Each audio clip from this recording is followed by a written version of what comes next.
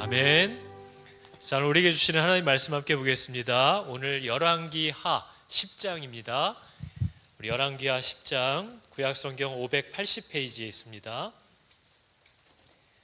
열왕기하 10장 우리 28절에서 36절까지 말씀 저희 같이 교독하겠습니다. 열왕기하 10장 28절부터 마지막 36절까지 말씀입니다. 찾으셨죠? 자, 28절부터 마지막까지 저랑 한 절씩 교독하겠습니다. 예후가 이와 같이 이스라엘 중에서 바알을 멸하였으나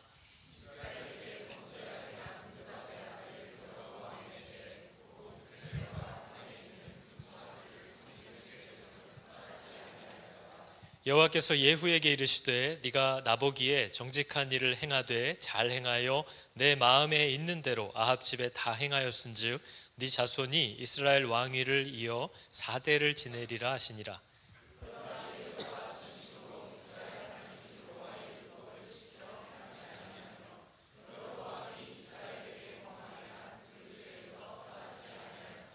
이때 여호와께서 이스라엘에서 땅을 잘라내기 시작하심에 핫사엘이 이스라엘의 모든 영토에서 공격하되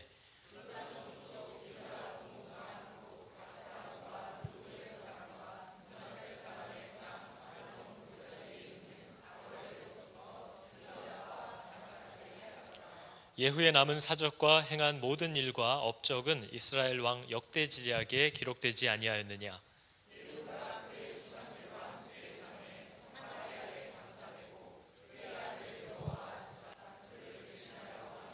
같이 읽겠습니다. 예후가 사마리아에서 이스라엘을 다스린 횟수는 28해이더라. 아멘.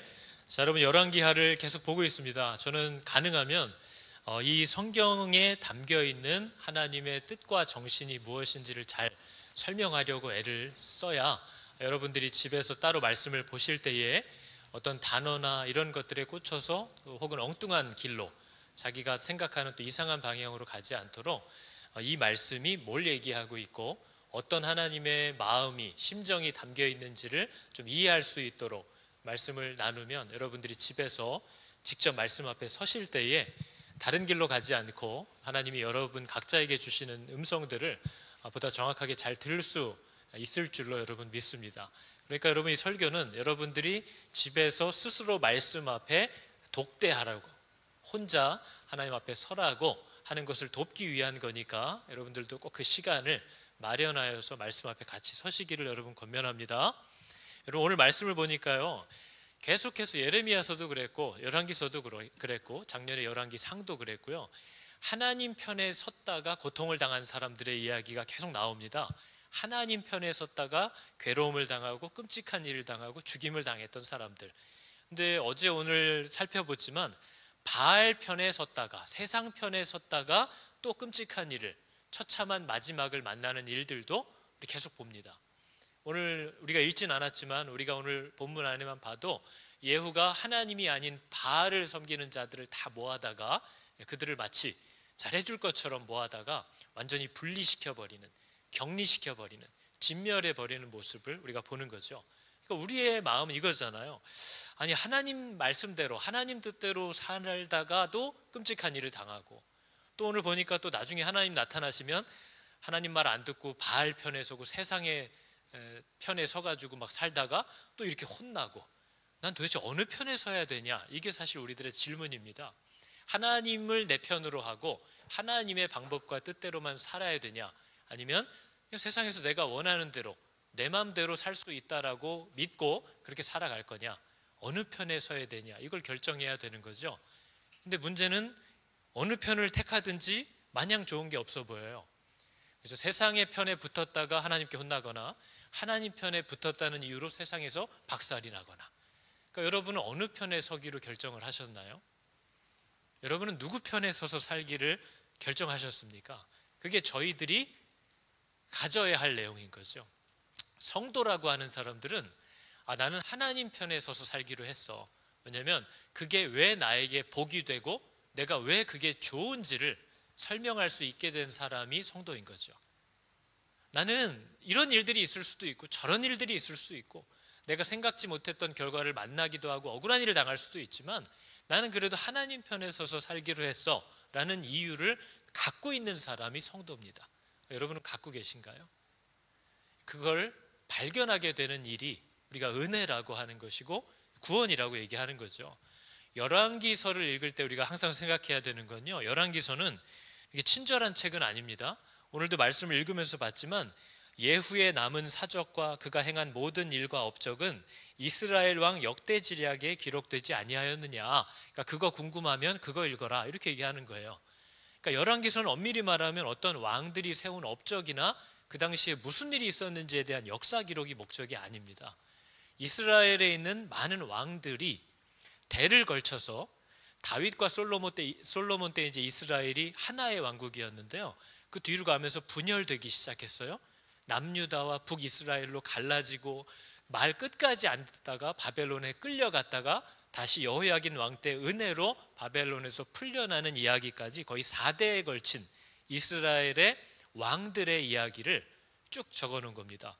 근데 그 왕들이 어떻게 말했고 어떻게 선택했고 어떤 결정을 했고 어떤 행동을 했는지 그걸 기록한 거예요. 그게 하나님과 약속에 맞았는지 안 맞았는지 그거를 기록한 책이 열왕기서의 내용입니다. 그래서 남과 북이 거의 그 4세기를 걸치면서 거의 각각 20명의 왕들을 지났는데요. 북이스라엘의 왕들은 전부 다 하나같이 악한 왕들이었다고 기록을 해요. 근데 여기서 악하다는 말은 윤리도덕적으로 문제가 저희들보다 심각하다는 뜻이 아닙니다. 악하다는 말은 하나님과의 관계를 원치 않는 왕들이었다라는 뜻이에요. 하나님을 주인으로 모시겠다고 해놓고 주인을 바꾼 자들이라는 거죠. 저와 여러분들 중에도 하나님을 나의 주인으로 모시고 그분과 관계를 맺고 그분이 내 삶에 간섭하시고 이런 관계를 그렇게 원치 않는 사람들도 있습니다. 내 삶이 그래도 좀 보장이 되고 필요할 때 한 번씩 하나님도 만나고 이렇게 생각하는 사람도 우리 가운데 있는 거죠. 그게 악하다고 표현하는 겁니다. 남유다는 7명을 제외한 13명의 왕들이 다 하나님과 관계를 원치 않았어요. 그러니까 쉽게 말하면요, 하나님이 왜 좋은지를 모르겠는 거예요.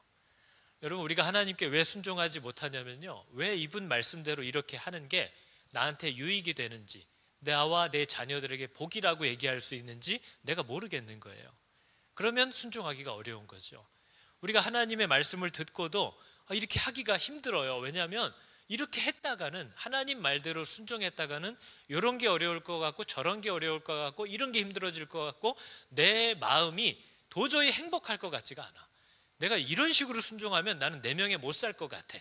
그러면 순종하지 못하는 거죠. 그러니까 우리가 하나님과 함께 살기를 힘들어하는 이유는 그분이 나한테 왜 좋은지를 발견하지 못하는 겁니다. 여러분은 발견하셨습니까? 난 하나님이랑 같이 살아야겠다. 이해가 안 되고 지금 당장은 이게 도대체 뭐 약속대로 되는지 안 되는지도 확인이 안 될 정도로 혼란스러운데 이분이랑 같이 사는 것, 하나님과 함께 사는 것이, 그분의 말씀을 따라 사는 것이 나에게 유익하고 내 자녀들에게도 복이다라는 사실을 여러분은 발견했어야만 성도가 되는 거죠. 그래야만 그분과 함께 사는 게 가능해지는 거예요. 근데 열왕기서는 하나님이 이 시대에는 이런 왕이 세워졌는데 봐, 이 왕이 뭐라고 말했는지 봐라. 이 왕이 이런 일을 만나니까 어떻게 선택하고 어떻게 결정했는지를 봐라. 그걸 보여주는 게 목적이에요. 그래서 이스라엘의 거의 남북 합쳐서 40여 명 가까운 왕들이 이때에는 누가 왕이 됐는데 이런 일이 일어났고 이런 일이 일어났을 때 그 사람이 무슨 말을 했고 누구를 의지했고 어떤 식으로 행동했다라는 걸 기록해 놔서 네가 잘못한 거냐 내가 잘못한 거냐를 확인하라는 거예요. 그러니까 지금 이런 일들이 일어나는 게 하나님 잘못이냐 아니면 하나님과의 약속을 깨뜨린 너희들 잘못이냐, 그거를 확인하게 하는 게 열왕기서의 기록 목적입니다. 바벨론으로 끌려갔던 이스라엘의 부모 세대가 이게 하나님이 문제가 아니라 우리가 문제였구나. 우리가 하나님이라고 부르기만 했지 하나님을 주인으로 여기지도 않고 주인을 바꾸고 살았구나. 하나님과 출애굽기 20장과 신명기 5장에 맺었던 하나님과 맺은 그 계명들을 우리가 깨뜨렸구나. 그래서 이런 일들을 우리가 만나게 됐구나라는 걸 자녀들이 잊지 않게 하려고 자기들의 수치스러운 것까지 다 적은 거죠. 자기들의 위대한 왕 다윗이 아주 성욕을 못 이겨서 간음했던 얘기, 또 그거를 감추려고 자기의 충성스러운 부하를 암살했던 얘기, 그것까지 다 집어넣는 거예요. 우리는 이런 식으로 살았다, 우리는 하나님 무서운 줄 몰랐다 하고 그런 수치를 다 기록한 겁니다. 여기서 혹시 부모님들은 내가 신앙생활을 하면서 그동안 가졌던 마음과 결정과 선택들을 다 적어서 여러분의 아이들에게 줄 수 있나요? 엄마는 돈에 쪼들릴 때 이렇게 했다, 엄마는 아빠가 내 기분을 긁었을 때 이렇게 말하고 이렇게 행동했다, 그걸 다 적어서 애들한테 주는 거예요.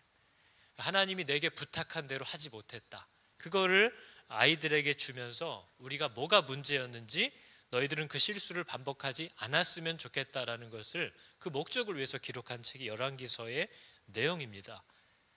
대략 아시겠죠? 그러니까 열왕기서는 무슨 업적을 얘기하려는 게 아니에요. 야, 이 왕 보소, 이런 상황을 만나니까 이런 말을 하네, 이렇게 결정을 하네, 이런 선택을 하네, 사람을 의지하네, 이런 교활한 방법을 쓰네, 하나님의 이름이라고 하면서 자기 분노를 막 표출하네, 이런 것들을 저희가 보는 거예요. 그래서 하나님의 입장에서는 이게 내 문제냐 니네 문제냐, 이 얘기를 저희들에게 얘기하고 있는 거죠. 그래서 여러분, 열왕기서는 그들의 눈을 열어서 이게 누구의 잘못인지를 보게 하는 책입니다. 이게 오늘날 성령님이 우리에게 하시는 일이에요. 여러분, 하나님이 저희와 동행하시면 우리는 그분에게 지적을 안 받을 수가 없는 존재인 것을 우리가 아시잖아요. 그분은 우리에게 뭔가를 계속 얘기하실 거거든요. 단지 혼내는 것만이 아니라 우리를 가르치시기 때문에. 그래서 하나님이 우리에게 요즘은 하나님이 뭐라고 얘기하시는지 모르겠어, 그럼 말을 안 하시는 게 아니라 내가 안 듣고 있는 거죠. 그분은 나에게 얘기를 안 하실 리가 없으니까요. 그래서 여러분, 오늘 열왕기서를 우리가 계속 보고 있는데 이 열왕기하에 반복되는 아주 중요한 문장이 하나가 있습니다. 이거는 역사서 전체에 64번 등장하는 표현인데요, 열왕기하에만 거의 반에 가까운 29번이 나와요. 그게 뭐냐면 여호와 보시기에 라는 표현이에요. 우리가 오늘 말씀 30절을 보니까 이렇게 얘기합니다. 여호와께서 예후에게 이르시되 네가 나 보기에 정직한 일을 행하되 잘 행하여 내 마음에 있는 대로 아합 집에 다 행하였은즉 네 자손이 이스라엘 왕위를 이어 4대를 지내리라 하시니라. 그러니까 여러분, 하나님이 보시기에 어땠냐, 이걸 얘기하고 있는 거예요, 성경은. 목사님이 보실 때는 어때요? 야, 네가 볼 때는 어떠니? 이게 중요한 게 아니고요, 이것에 대하여 하나님이 보실 때 어떤가, 그게 우리가 언제나 생각해야 될 부분이라는 거죠. 하나님이 이걸 보실 때는 뭐라고 할까? 우리는 우리 편 만들기 바쁘잖아요. 네가 볼 때는 어떠냐? 맞지? 그지? 내 편 만들고 다니느라 힘들어요. 그러다 이제 최종적으로 또 목사의 또 한 편을 만들려고, 목사님 생각엔 어떠세요? 맞아, 목사님도 나랑 생각이 똑같아. 이걸로 막 자기의 행위를 정당화하려고 하지만 우리가 가장 최종적으로 생각해야 되는 부분은 하나님이 보시기에 이게 어떤가, 그 중심이 어떠한가 하는 거죠. 그래서 여러분, 성도는 착한 사람이 아닙니다. 성도는 어떤 사람이에요? 성도는 사람들하고 부딪히기 싫어하고 싸움을 안 만들고 웬만큼 싸우려고 그러면 늘 좋게 좋게 가자 하는 사람이 성도가 아니고요, 성도는 하나님이 명하시는 대로 해야 되는 사람입니다. 그렇기 때문에 오늘날 예후는 어떻게 한 거예요? 오늘날 예후는 하나님의 진노와 심판의 때는 얼마나 불같고 단호한가 하는 그 하나님의 성품을 드러내는 도구였던 사람이에요. 그래서 이렇게 비참하고 처참한 일이 일어난 거예요. 그러나 그 하나님의 전체의 모습은 아니죠. 저희들도 마냥 좋게 하는 게 아니라 하나님이 이때에 어떻게 생각하고 어떻게 결정하고 어떻게 말해야 하고 하나님의 뭘 드러내야 하는지를 명하시는 대로 순종하는 게 성도들의 모습이지, 무슨 일이 일어나들 다 좋게 좋게 가는 사람이, 착하게 사는 사람이 성도의 방향이 아니에요. 근데 우리는 우리의 의를 위해서도 그렇게 살려고 하죠. 그러나 때로 우리는 외로워져야 되고 모든 사람들이 싫어하는 자리에 있게 될 수도 있다는 걸 알아야 됩니다. 그게 성도들의 부르심 가운데 하나인 거죠.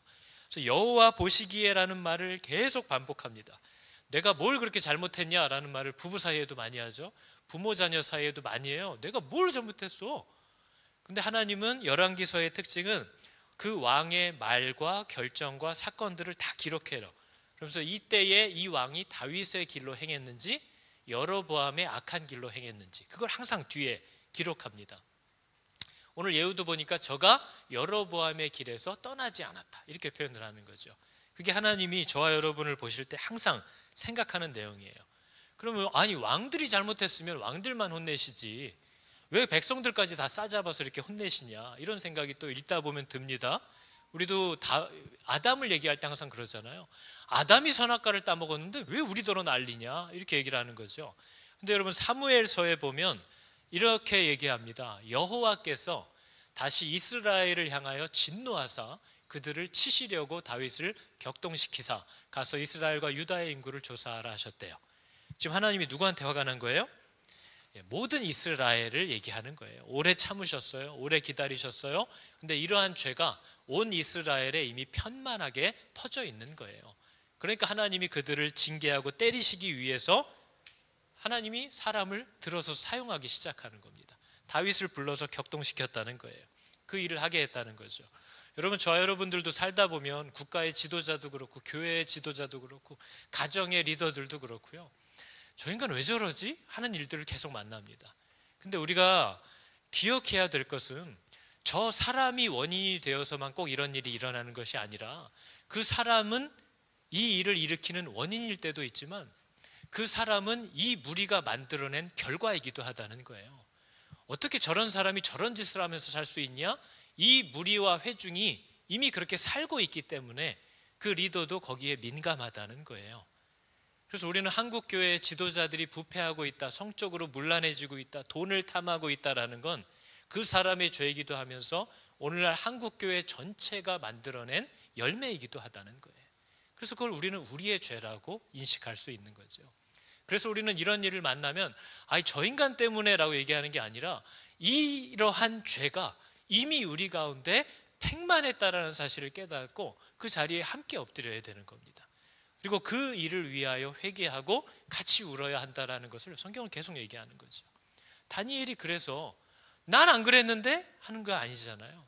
다니엘이 왜 이 70년의 세월이 필요했는지를 깨닫고 자기가 배로 허리를 동이고 엎드리기 시작하는 거예요. 이것이 바로 하나님이 지적하는 우리들의 죄였구나.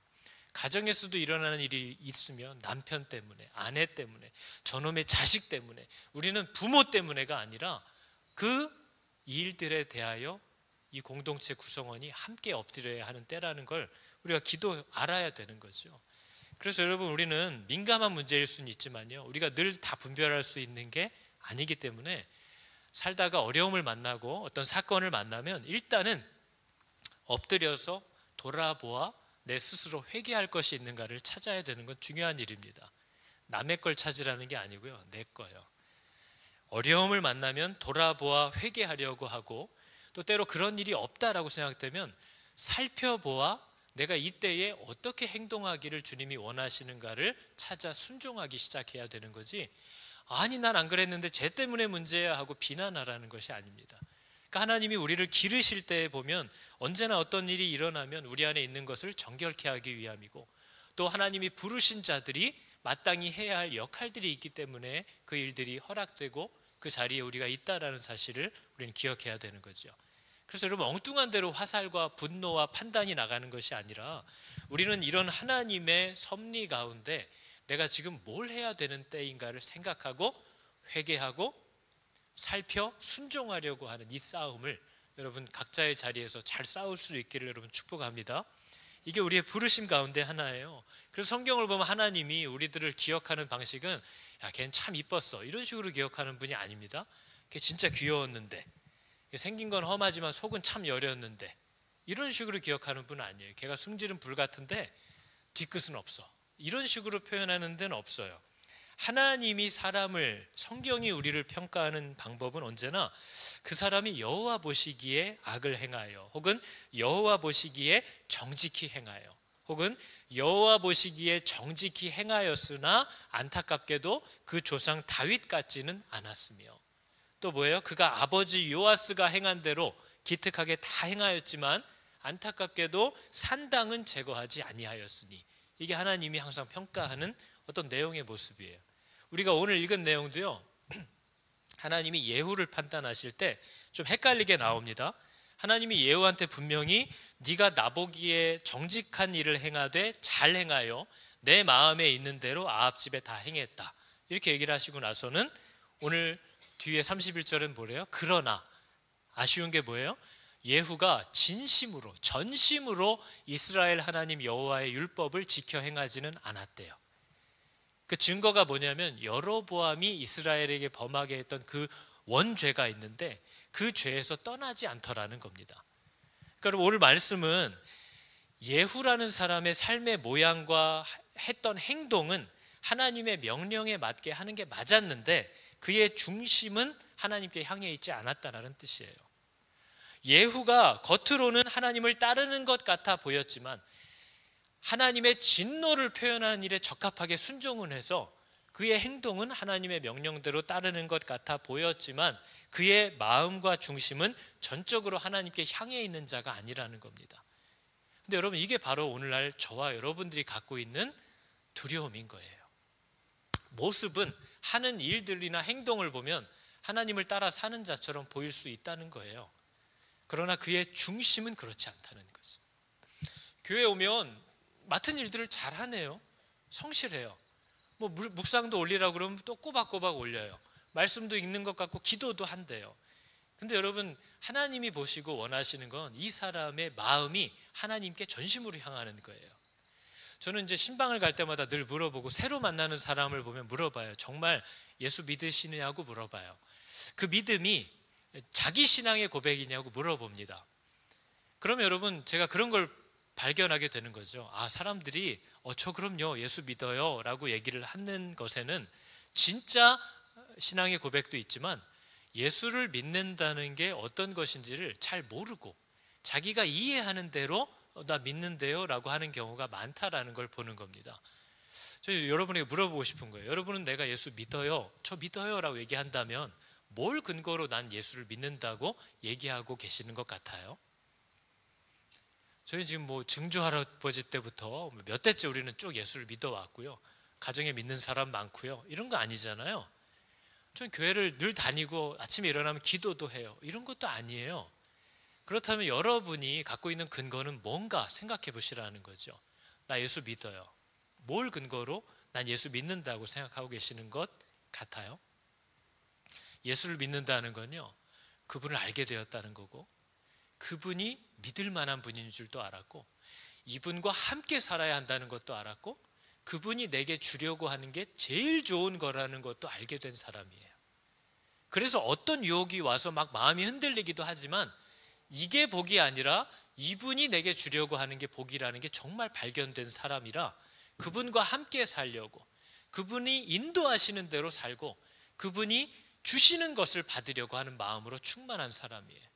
그래서 때로 세상은 왜 그렇게 사냐고 하고, 또 때로 세상에서 약간의 손해와 어려움이 있을지라도 나는 아무튼 이분과 함께 이분의 방법대로 이분과 맺은 약속대로 살아야만 그게 나의 행복이고 내 마음이 그래야만 시원하겠다라고 한 그 하나님을 발견한 사람이에요. 그래서 그분과 함께 사는 게 이 사람의 목표가 된 사람을 예수 믿는 사람이라고 하는 겁니다. 내 생각과 계획과 방식이 다 있는데 하나님과도 적절한 관계를 유지한다. 이것은 예수를 믿는 게 아니에요. 우상이 바로 다 그렇게 섬기는 거죠.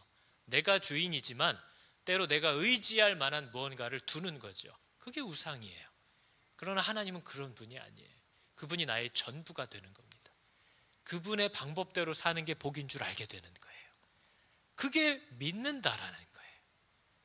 그 믿음이 우리 안에 주어졌느냐? 예후가 그렇지 않았다는 거죠. 그의 모습과 하는 행위는 명령대로 분명히 했지만 네가 내 보기에 정직하게 행했다, 내가 얘기한 대로 했다는 거예요. 그러나 그의 전심은 하나님을 따르지 않았다는 거죠. 이게 문제인 거예요. 그래서 이 사람이 전심으로 하나님을 따를 마음은 없어요. 왜냐하면 하나님이 왜 좋은지 몰라요. 이렇게 사는 게 좋은지 모르겠는 거예요. 믿어지지 않는 거예요. 그래서 이 예후가 따랐던 게 뭐예요? 여로보암의 죄로 행했다는 거예요. 이스라엘에게 범죄하게 한 느밧의 아들 여로보암의 죄에서는 예후가 떠나지 않았다는 거예요. 여로보암의 죄가 뭘까요, 여러분? 여로보암의 죄, 이거 계속 나와요. 다윗의 길 나오고요, 여로보암의 길, 이렇게 두 개가 완전히 극과 극으로 나옵니다.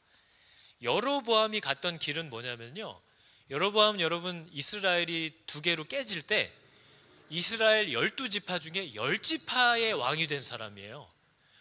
북이스라엘이 훨씬 크고 훨씬 넉넉하고 국력도 훨씬 센 나라예요. 그러니까 이 여로보암은 더 큰 나라의 왕이고 남유다는 2개 지파밖에 모이지 않은 작은 나라예요. 근데 문제는 이 남유다가 하나님이 얘기하신 정통성, 다윗의 족보에 있는 나라고, 이 나라는 사람이 세운 나라인 거죠. 그래서 이 여로보암의 마음에 뭐가 있냐, 남유다 쪽에 공교롭게도 예루살렘 성이 있고 거기에 성전이 있고 거기에 하나님의 법궤가 있단 말이에요. 그러니까 이게 절기 때마다 하나님을 예배하러 갈 때마다 본의 아니게 이 북이스라엘의 백성들이 먼 길을 떠나서 남유다의 예루살렘으로 가야 되는 거예요.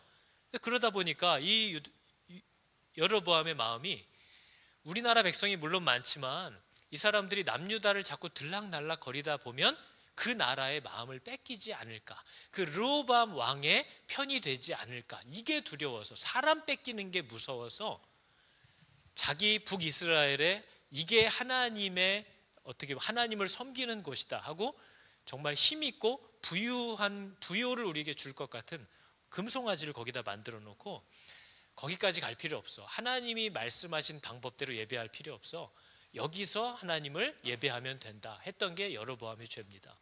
그러니까 여로보암은 하나님 섬기지 말라고 한 것도 아니에요. 하나님 섬기되 하나님이 명하신 방법이 아니라 자기들의 편의대로 섬기게 한 사람이에요. 그게 오늘날 여러분 교회에 이미 편만한 내용입니다. 나는 교회가 사람들 말하고 나 이런 거 딱 싫어. 나는 그냥 집에서 나 혼자 말씀 듣고 나 혼자 기도하고 그리고 신앙생활하고, 난 헌금도 내가 그냥 주변에 어려운 사람들 있으면 그냥 그 사람들 돕고 난 그렇게 하나님 섬기면서 살 거야. 그게 여로보암의 길이에요. 하나님이 얘기하신 교회는요, 나와 우리가 그 머리 안에서 하나가 되어서 순종해야 되는 부름이에요. 그래서 여러분, 저도 집에서 샤워하고 음악 틀어놓고 이렇게 커피 마시면서 앉아있으면 세상에 이렇게 괜찮은 사람이 없어요.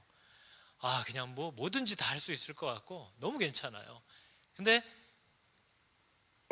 하고 애들 중에 한 명만 들어오면 사람이 바뀌어요. 달라져요. 그죠? 세상에 이런 놈도 있구나 싶은 때가 있어요. 그게 뭐예요? 사람은 혼자 만들어지지 않아요.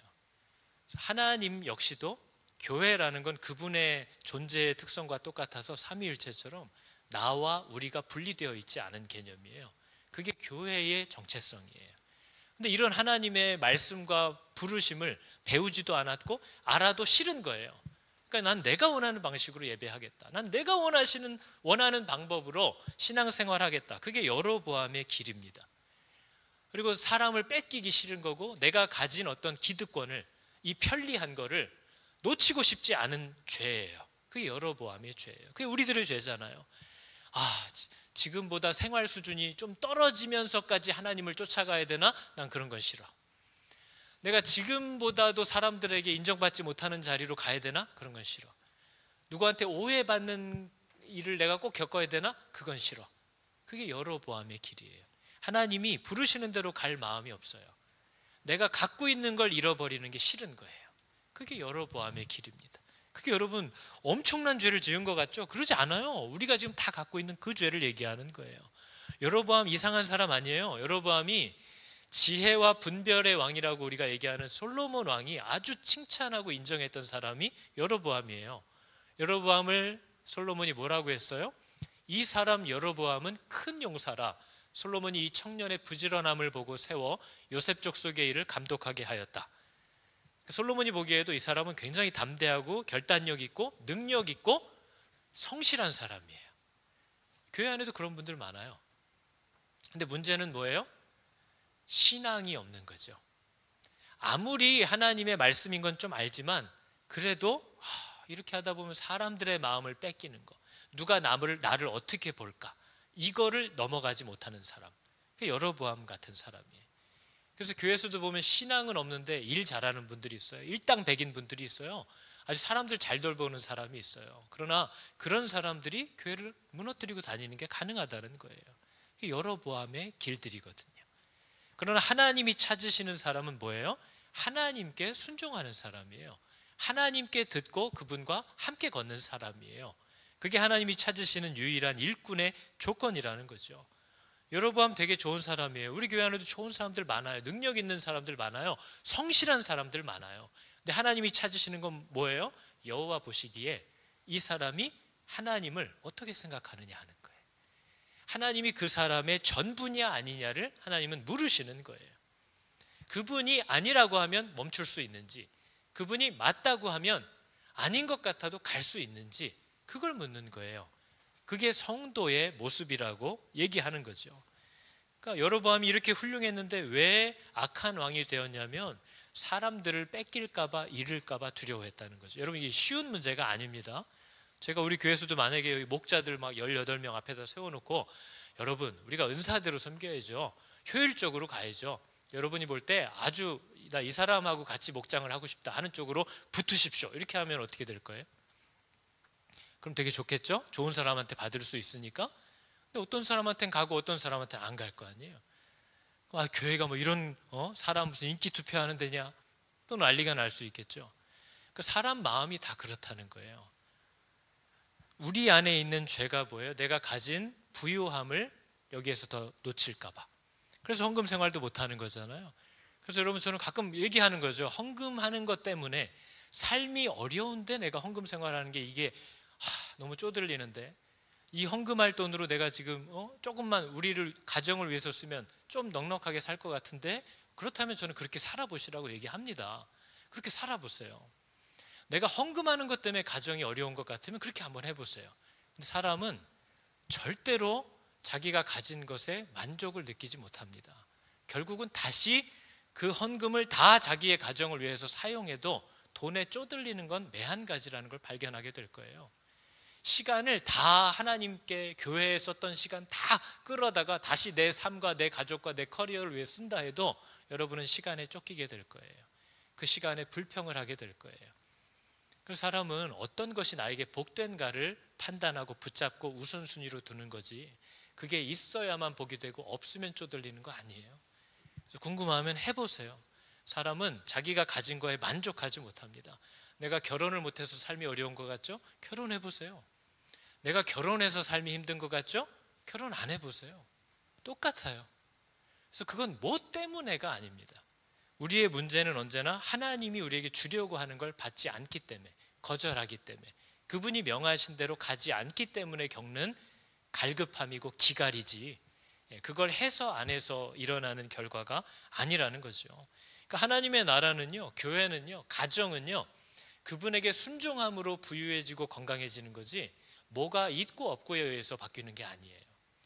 제가 우리 교회가 건강하게 세워가기 위해서 제가 가장 애쓰는 건, 지금 이번 주에 묵상에서도 나눴지만 우리 교회가 재정적으로 좀 더 넉넉했으면, 사람들이 어땠으면, 또 건물이 어땠으면, 공간이 어땠으면, 주차 공간이 어땠으면, 이런 거에 의해서 우리 교회가 건강해지는 게 아니라 제가 하나님과 싸우지 않아야 우리 교회가 건강한 겁니다. 제가 하나님께 목을 곧게 하고 그분과 다투려고 하지 않아야 이 교회가 건강해지는 거예요.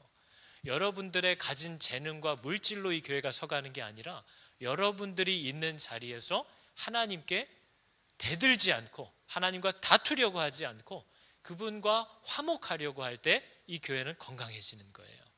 그게 교회의 유일한 능력이라는 걸 알아야 되는 거죠. 그래서 여러분, 성경을 보면 늘 사람은 다 똑같아요. 사람에게는 어떤 소망이 있지 않아요. 더 나은 사람과 안 나은 사람이 있는 게 아니에요. 성경은 언제나 하나님은 사람을 대할 때 중립적입니다. 하나님은 사람을 대할 때 잘하면 잘했다고 하고 못하면 못했다고 얘기하시면서 그 사람을 가르치고 기르시는 분이에요.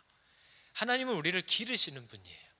그렇기 때문에 우리는 여러분, 하나님의 뜻대로 살려고 하지 않는 사람들의 마음을 억지로 얻으려고 그들의 종이 되어서는 안 되고, 그분에게 순종하려는 삶을 살 때 하나님이 모든 것을 고루 화평케 한다는 걸 배우게 되는 거죠. 그래서 여러분, 제가 열왕기서를 계속 읽으면서도요, 또 우리가 예레미야서도 읽었고 성경을 쭉 읽다 보면 여러분들 이런 걸 눈치챌 수 있어야 됩니다. 성경은 왜 이렇게 시끄러울까? 성경은 왜 이렇게 사건 사고가 많을까? 좀 하나님이 이렇게 무능력해 보일 수가 없어요. 좀 딱 불러다가 야! 하고 딱 때려가지고 착착착 해서 일을 끝내실 수 있을 것 같은데 왜 이렇게 일을 지질이 끌고 왜 이렇게 자꾸 일을 해결할 듯 말 듯 내버려 두시고, 이거 빨리 마무리를 져 주셨으면 좋겠는데 마무리가 안 돼요, 자꾸. 그리고 저런 인간들 좀 빨리 매사에 일찍 끊어 주셨으면 좋겠는데 또 나타나서 또 아직도 생명을 부지하고 일들을 계속 끌어가요. 이런 걸 보면서 여러분 어떤 생각이 드세요? 예전에 박영순 목사님이 성경을 읽다 보면 이런 결론에 도착하게 된다고 얘기하신 게 있습니다. 성경을 읽다 보니까 세상 하나님이 이렇게 무능해 보일 수가 없는 거예요. 뭔 사건들이 이렇게 많고 뭔 변명들이 이렇게 많고, 하나님은 또 그때마다 가셔서 뭔 말이 그렇게 많으시고, 끝내면 되는데, 해치워버리면 되는데. 그러면서 이 박영선 목사님이 그 내용들을, 복잡한 시끄러운 것들을 쭉 보다가 이렇게 결론을 내렸습니다. 내가 성경을 보니까 하나님은 우리를 조작할 마음이 없으신 것 같다, 이렇게 얘기를 했어요. 하나님은 우리를 강제로 자기 마음대로 확 조작할 뜻이 없으신 분이다라는 걸 깨달았다는 거예요. 여러분, 이게 무슨 뜻이에요? 하나님이 저와 여러분에게 요구하는 사랑과 믿음이라는 건 그 본질 자체가 자발성에 기인한 겁니다. 죽일까 봐 사랑하는 건 사랑이 아니에요. 큰 손해를 입게 될 거라고 해서 믿는 건 믿음이 아니에요. 하나님이 사람에게 요구하는 건 언제나 자발적인 거예요. 하나님이 우리를 강제로 어떻게 만들다거나 깎아낸다거나 당신 뜻대로 움직이게 만들려고 하는 그런 의도가 정말 없는 분이 확실한 것 같다는 게 보이더라는 거예요. 성경을 읽으면 어떻게 이렇게 내버려 둘 수가 있을까 하는 생각이 들더라는 거죠. 하나님은요, 성경에 우리가 양육을 통해서도 했지만 우리를 왜 창조하셨냐 물으면 뭐예요, 여러분? 하나님은 당신과 똑같은 인격을 가지고 당신과 교제하고 사귐을 가질 존재를 만드시는 분이에요. 그게 우리예요. 그게 우리가 받은 선물이고 영광이에요. 그분은 우리를 그분과 교제할 존재로 낳으시고 길러가시는 분이에요. 하나님은 이 땅에 오셔서 괜찮은 인간을 쇼핑하러 오신 분이 아니에요. 사람을 확 뿌려놓고 어떤 애가 좀 내 마음에 들게 자랐나 하고 걔네들 픽해가지고 데려가려고 여호와의 눈은 온 땅을 두루 감찰하사 어떤 애가 내 기준에 맞는지를 찾아서 걔네만 데려가는 분이 아니에요. 성경이 말하는 내용은요, 하나님은 우리 모두를 지으실 때 그분과 능히 교제할 수 있을 만한 인격적인 존재로 자라게 하시려고 우리를 부르신 분이고, 그래서 성경에 나와 있는 모든 얘기는 뭡니까, 여러분? 우리가 이걸 읽으면서도 이런 망나니 짓을 하면서 살고 있는데도 하나님의 얘기는 뭐예요? 난 너를 포기 안 해. 난 너를 놓지 않을 거야. 이게 성경의 아버지의 마음이에요. 어떻게 하는지 보고 버리든지 취하든지 할 거다 하는 그런 심판자가 아니라, 난 너를 낳았고 너를 키울 거고 너를 기를 거고 너를 만들 거다. 이 마음을 나는 절대 포기하지 않을 거라고 얘기하시는 그 하나님의 열심에 대한 걸 얘기하는 겁니다. 그러니까 네 스스로 자꾸 뒤로 물러가서 거봐, 난 안 돼, 해봤는데 또 그랬어 하고 네가 너를 정죄하지 말고, 나는 너를 키우고 있는 중이니까, 나는 너를 자라게 할 거니까, 나는 너를 만들고야 말 거니까 너도 이것을 믿고 끝까지 내 옆에 붙어 있으라고 얘기하는 게 성경에 흐르는 정신이에요. 그러니까 여러분, 우리가 뭘 해야겠어요? 하나님이 그만이라고 할 때까지는 우리는 넘어지던 자빠지던 계속해서 하나님이 이 일을 그리스도 예수의 그 다시 오시는 날에 완성하실 것이라는 걸 믿고 그분과 함께 살아가는 싸움을 계속해서 싸우는 거죠. 그래서 여러분, 시편의 내용을 보면 우리에게 한계가 있음을 가르쳐 주잖아요. 사람은 존귀하대요. 그렇게 만드셨어요. 근데 사람은 존귀하지만 뭐가 문제냐면 영원하지 않다는 거예요. 그는 장구하지 못하며 그냥 이렇게 어느 정도 살다가 죽는 짐승과 다를 바가 없다는 거죠. 그리고 또 뭐라고 얘기합니까? 존귀하지만 깨닫지 못하는 사람은 짐승과 다를 바가 없다는 거예요. 뭘 깨달으라는 걸까요? 우리를 존귀하게 만드셨는데 도대체 우리는 뭘 어떻게 이해하고 살아야 되냐 하는 거죠. 우리 시편 49편 이렇게 얘기합니다. 하나님은 나를 영접하실 거래요. 이때 아멘 했으면 영접받는 건데, 하나님은 나를 영접하실 거래요. 그래서 내 영혼을 스올의 권세에서 건져내실 거래요. 이게 하나님의 정하심입니다, 여러분. 이게 소망이 되십니까? 하나님은 나를 영접하시려고 하고 나를 스올의 권세에서 건져내실 거예요. 그래서 일하시고 계신 분이라 믿음으로 그분의 탁월함과 믿을만함을 끝까지 붙들라는 거죠. 그래서 우리는 그 믿음으로 그 믿음에 도착하게 될 거라는 거예요. 여러분, 이게 우리가 예정론이라고 얘기하는 거예요. 하나님은 나를 건지시려고, 나를 받아주시려고 만드시고 부르시고 있구나, 그걸 믿으라는 거예요. 그러나 대부분 우리가 왜 죽습니까? 왜 하나님과 멀어집니까?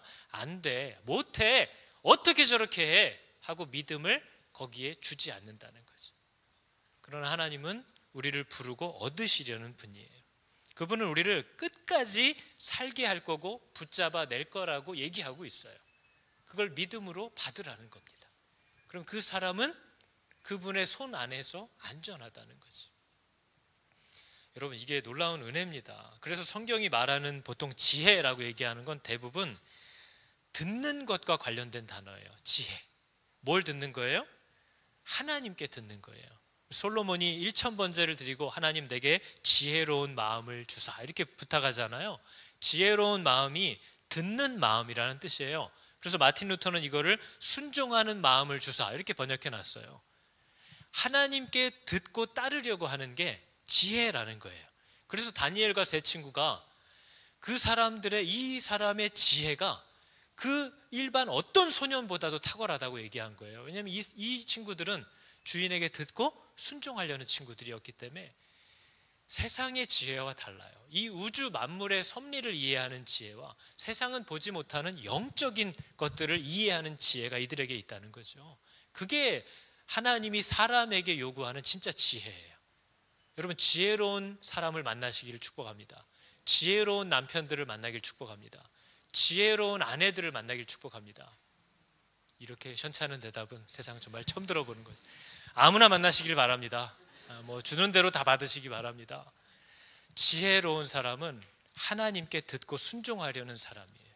지혜로운 남편은 아내 말에 벌벌기고 아내 비위 맞추려는 사람이 아니고요, 하나님께 듣고 순종하려는 남자예요. 지혜로운 여자는 남편 넥타이 매주고 하는 여자가 아니라 하나님께 듣고 순종하려고 하는 여자예요. 그 안에는 물론 서로를 향한 존중과 사랑이 당연히 포함되어 있죠. 지혜롭다라는 건 하나님께 듣는 마음입니다. 하나님께 듣고 순종하는 거죠. 저희들이 하나님을 너무 오해하면서 사는 거예요. 여러분, 아까도 처음에도 물어봤지만 여러분, 하나님이 왜 좋은지 아시겠어요? 대답할 수 있어요? 여러분은 하나님이 왜 좋은지 만약에 모르시면 따라가기 힘들어요. 저 남자가 왜 좋은지, 저 여자가 왜 좋은지 내가 이유를 모르면 같이 살 이유가 없잖아요. 따라갈 이유가 없잖아요. 하나님도 그래요. 하나님이 왜 좋은지를 대답할 수 있어야 돼요. 수도 없이 나와요. 그걸 배워가는 거죠. 그걸 들으면 그분을 사랑하게 돼요. 그 사랑을 발견하면 그 사랑이 내 안에서도 그분을 향하여 나오기 시작해요. 여러분, 우리가 이 찬양은 너무 단조롭고 편한 찬양이라 제가 그냥 부르면 이 다음부터는 바로 따라 부를 수 있는 찬양입니다. 우리 아버지의 사랑하심이 어떠냐면요, 크고도 큽니다. 참, 이런 쉬운 얘기를 해야 될까 모르겠어요. 나를 향한 우리 하나님의 아버지의 사랑하심은 정말 크고도 커요. 우리를 향한 아버지의 신실하심은 크고도 큽니다. 우리를 향한 아버지의 인도하심은 크고도 크고요, 응답하심과 축복하심도 크고도 큽니다.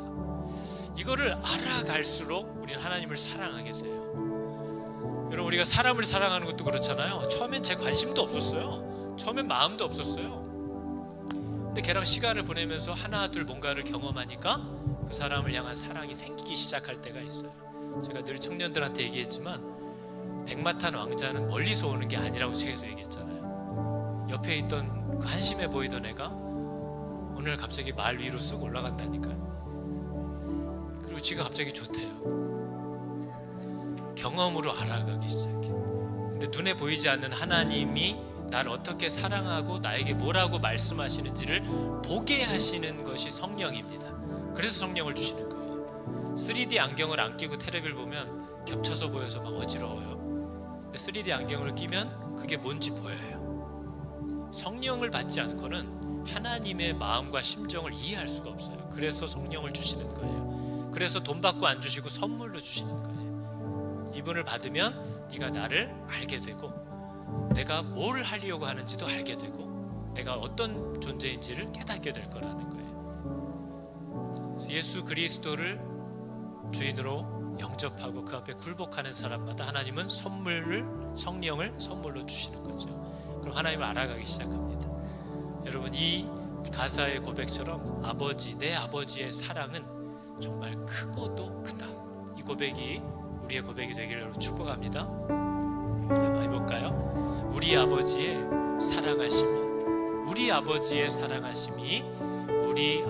사랑하심이 크고도 크도다. 제가 한번 불러볼 테니까 배워보십시오.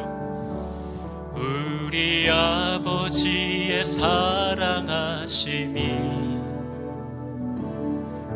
우리 아버지의 사랑하심이 우리 아버지의 사랑하심이 크고도 다시 한번 해볼까요? 사랑하심이 우리 아버지의 사랑하심이 우리 아버지의 사랑하심이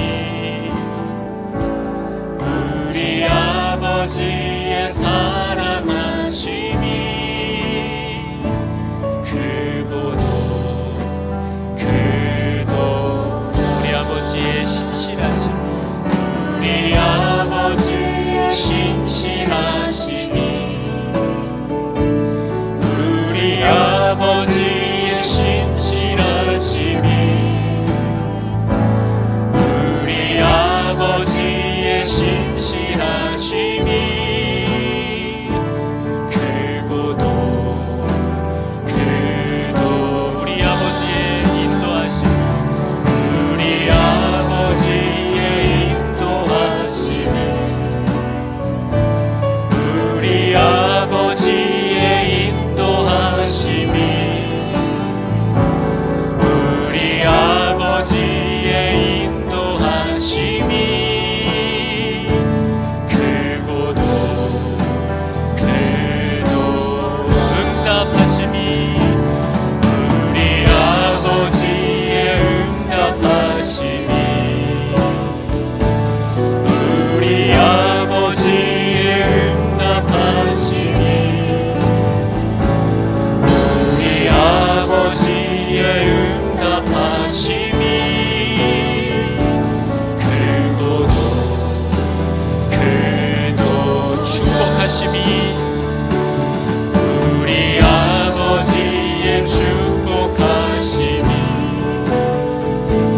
우리 아버지의 축복하심이 우리 아버지의 축복하심이 크고도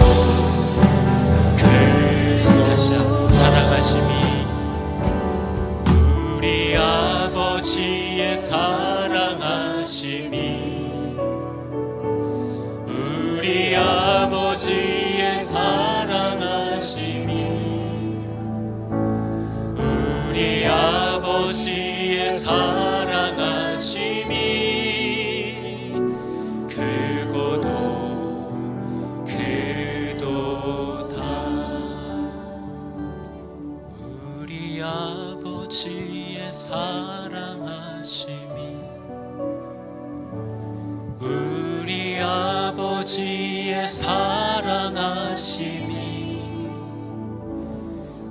우리 아버지의 사랑하심이 크고도 크도다. 기도하겠습니다. 하나님이 왜 좋은지를 알지 못해서 하나님을 따라가기가 참 힘이 듭니다. 하나님이 정말 믿어도 되는 분인지 확신이 없어서 하나님의 방법대로 순종하기가 너무 어렵습니다. 하나님 내게 생명을 주십시오. 하나님 내게 은혜를 주십시오.